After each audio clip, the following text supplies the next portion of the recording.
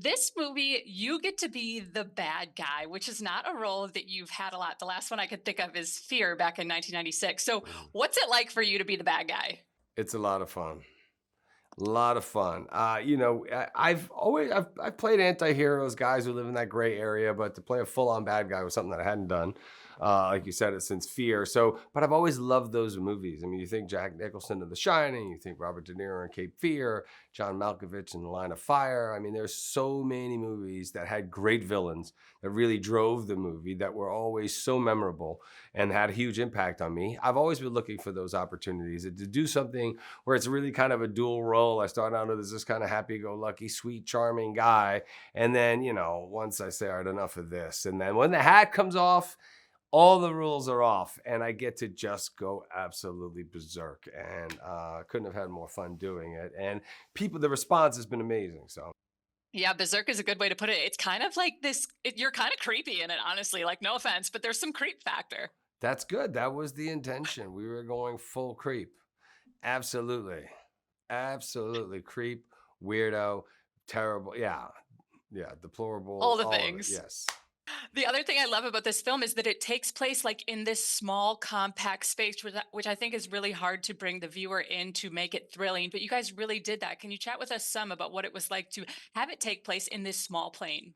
Yeah, I mean, we had to trust that the effects guys would make sure that everybody else saw the size and the scope outside of the plane, but we shot in a real plane on a gimbal, basically, when we had all of the bells and whistles with the plane and the movement, the turbulence and stuff like that. But we were in there the whole time. And everybody basically did all their own stuff and try to make it as real as possible. It was great that the other actors were as committed. So it made for some really intense moments, and they did an amazing job. I saw the movie in 40x yesterday, which I'd never seen a movie, and it was the most amazing cinematic experience I think I've ever had. Yeah, that sounds really cool. And it looks amazing. Even just on my screen as I'm watching on my computer, it looks amazing. But I would love to know from an acting standpoint, how you prepare for roles like this. It has to be different than how you prepare for, let's say, the other guys or Ted. Like your preparation has to be different for this role. So I would love to know how you come into this and bring this version of yourself to the screen. It really is the same. I mean, I kind of take my 2, 3 months, whatever I have to do to prepare, really learning the lines and learning their lines. I'm learning the script inside out. I've kind of basically got all my ideas. And then Mel creates an environment where you feel at your most safe and creative and allowed to really just try anything, even if it looks ridiculous, which you have to be willing to do, especially in a part like this. But I kind of do all of my homework. I get there and I just go for it.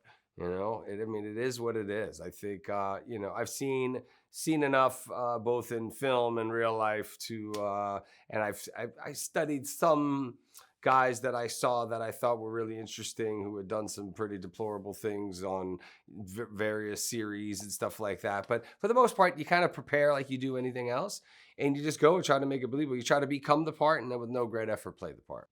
Yeah, well, it was really a pleasure to watch you go into that next gear of creepiness. So, Mhm. congratulations, great work. Really enjoyed it. Thank you so much. I appreciate that.